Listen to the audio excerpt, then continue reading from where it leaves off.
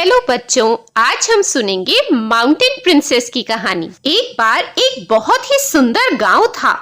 उसका मौसम हमेशा संतुलन में रहता था।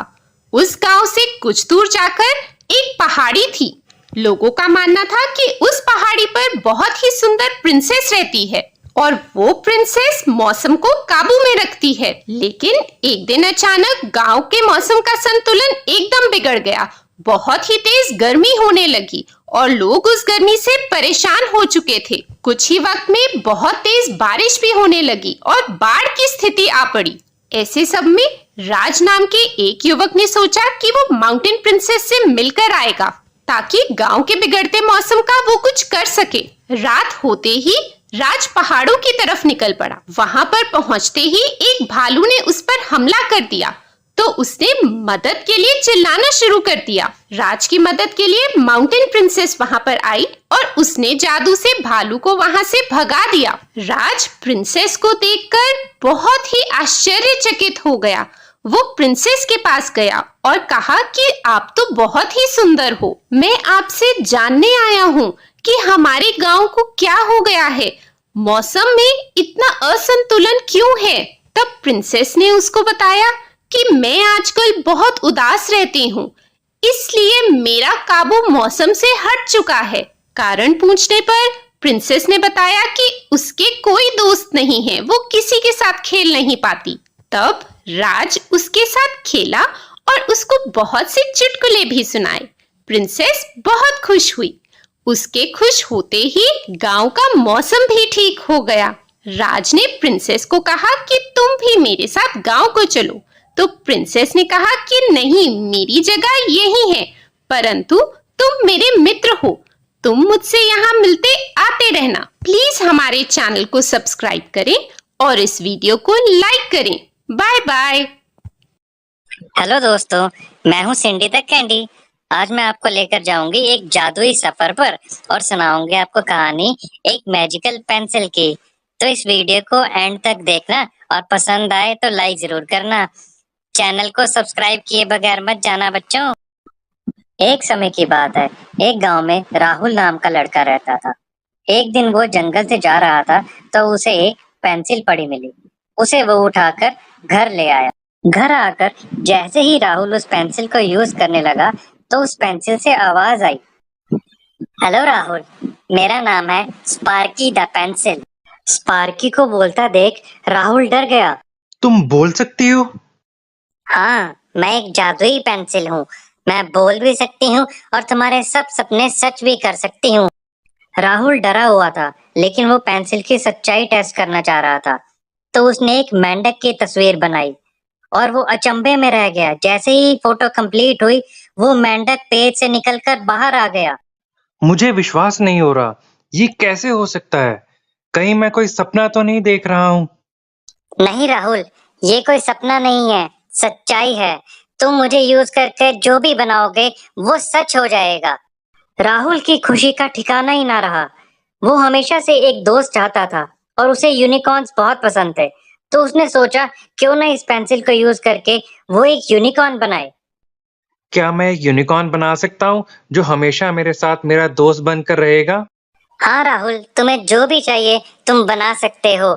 मैं तुम्हारे सब सपने पूरे करने आई हूँ। बहुत बहुत शुक्रिया स्पार्की, तुमने मेरा एक बहुत बड़ा सपना पूरा कर दिया। मैं हमेशा तुम्हें संभाल कर रखूंगा और बहुत प्यार दूंगा।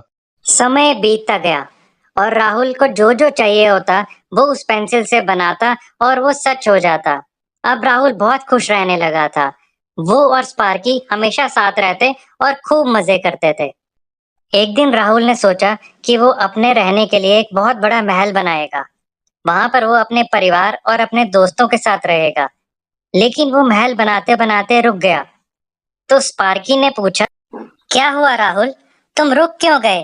तुम अपने लिए महल नहीं बनाना चाहते? हम महल जरूर बनाएंगे, लेकिन अपने लिए नहीं। मैं समझ गया हूँ, असली जादू बस अपने बारे में सोचना नहीं, बल्कि दूसरों के बारे में सोचना और जिम्मेदारी समझने में है। महल को हम लाइब्रेरी बनाएंगे, जहाँ बच्चे आकर किताबें पढ़कर जिंदगी में आगे बढ़ सकें।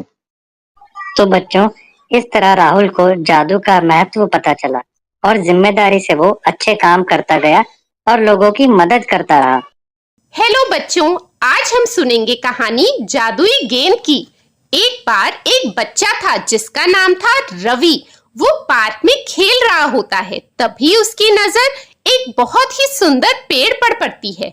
वो उस पेड़ के पास जाता है और वहां देखता है कि वहां पर एक गेंद पड़ी है।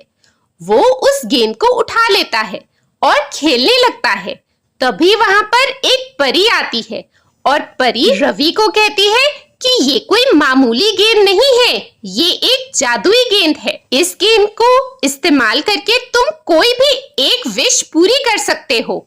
रवि बहुत ही खुश हो जाता है और पार्क से निकलकर अपने घर जा रहा होता है। अब रवि रास्ते में सोचता जाता है कि मैं तो परी से एक विश के बदले एक सुंदर सी साइकिल लूंगा। वो ये सोच ही रहा होता है, तभी रास्ते में उसको एक कुत्ता रोता हुआ मिलता है। वो उस कुत्ते के पास जाता है तो देखता है उसको तो चोट लगी होती है। तभी रवि तुरंत परी को बुला लेता है और कहता है कि मेरी इच्छा यही है कि आप उस कुत्ते को ठीक कर दो। परी कहती है तुम्हारी इच्छा पूरी होगी और वो कुत्ते को ठीक कर देती है। अब कुत्ते की चोट ठीक हो जाती है और वो बहुत खुश हो जाता है। रवि को भी अच्छा लगता है कि वो कुत्ते के काम आ पाया, परंतु मन ही मन उसको यह भी अफसोस होता है कि वो साइकिल नहीं ले पाया। तभी परी रवि को कहती है कि तुम उदास मत हो बच्चे, तुम तो बहुत अच्छे बच्चे हो और मैंने देखा है कि तुमने बिना सोचे समझे कुत्ते की मदद की, तो अब तुम्हारा जो गिफ्ट है वो तुम्हें मिलेगा। तभी वो रवि को उसकी मनपसंद साइकिल दे देती है। तो बच्चों, इस कहानी से हमें ये शिक्षा मिलती है कि अगर हम दूसरों का अच्छा करेंगे तो हमारे साथ भी अच्छा ही होगा। और बच्चों, हमारे चैनल को प्लीज सब्सक्राइब करें और वीडियो को लाइक करें। Bye bye. आज की कहानी है काला जादूगर, परी और जादू का खजाना। एक बार की बात है, एक जादुई जंगल था। उस जंगल में जितने भी पशु पक्षी और जानवर रहते थे उनमें जादुई शक्तियां थी। उसी जंगल में एक जादुई परी भी रहती थी जो कि बहुत ही बुद्धिमान थी और बहादुर थी। इस जंगल का पता एक काला जादूगर को पड़ गया। वो काला जादूगर सभी जादू को चुराने और बुरे उद्देश्यों के लिए इस्तेमाल करने के लिए एक दुष्ट योजना के साथ जंगल में आया। अपने साथ वो एक पेटी भी लेकर आया जिसमें सारी शक्तियों को वो कैद करने वाला था। जंगल के जानवर यह सब सुनकर बहुत डरे हुए थे और उन्हें समझ नहीं आ रहा था कि वो अब क्या करें। परी जानती थी कि जादू और जंगल को बचाने के लिए उसे तेजी से काम करना होगा। वो अपने दोस्त ड्रैगन फ्लाई के साथ उड़ी और सभी जानवरों को इकट्ठा किया। सभी ने मिलकर एक तरकीब बनाई। जैसे ही रात हुई तो काला जादूगर ने जंगल वासियों में से शक्तियां निकालकर पेटी में भरना शुरू कर दिया। जहां काला जादूगर यह सब कार्य कर रहा था, वहां सभी पशु पक्षी और जानवर तरकीब के अनुसार पहुंच गए और काला जादूगर का ध्यान भटकाने के लिए नाचना और गाना शुरू कर दिया। इसी मौके का फायदा उठाकर परी और ड्रैगन फ्लाई पेटी के पास पहुंचे। वहां पहुंचकर परी ने अपनी जादू की झड़ी घुमाई और उसको घुमाते ही पेटी खुल गई। जैसे ही पेटी खुली तो सभी शक्तियां बाहर आ गई और सभी जंगल वासियों में वापस से जादू आ गया। अब सभी जानवर बहुत ही खुश हुए और झूमने लगे। वहीं काला जादूगर को पता चल चुका था कि यहाँ उसकी बात नहीं बनेगी, तो वो भी जंगल छोड़कर चला गया। सभी जानवरों ने परी को धन्यवाद कहा और इस तरह उनके जंगल में जादू बना रहा। प्लीज प्लीज हमारे चैनल को सब्सक्राइब करें और इस वीडियो को लाइक करें। Bye bye.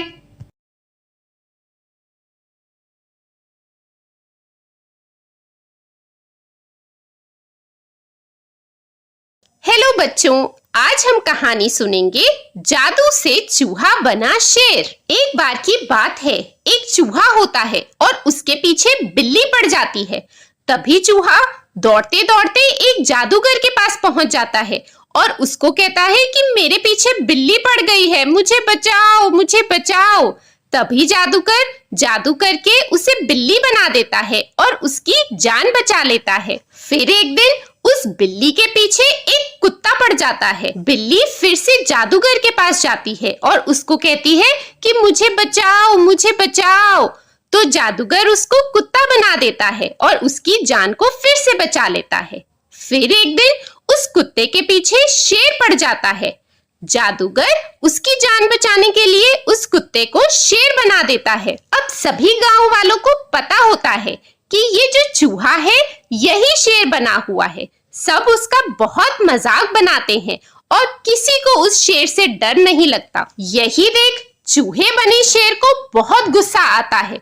उसे लगता है जब तक ये जादूगर है तब तक सबको पता रहेगा कि मैं असल में चूहा हूँ।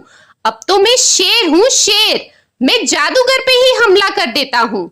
जैसे ही जादूगर देखता है कि शेर उसकी तरफ हमला करने वाला है तो वो फटाफट से उस पे जादू करता है और कहता है कि तुम शेर बनने लायक ही नहीं हो, जाओ वापस से चूहा बन जाओ।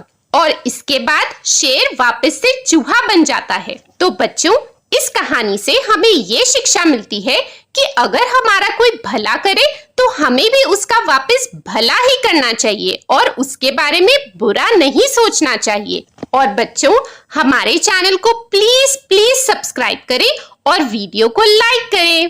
Bye bye.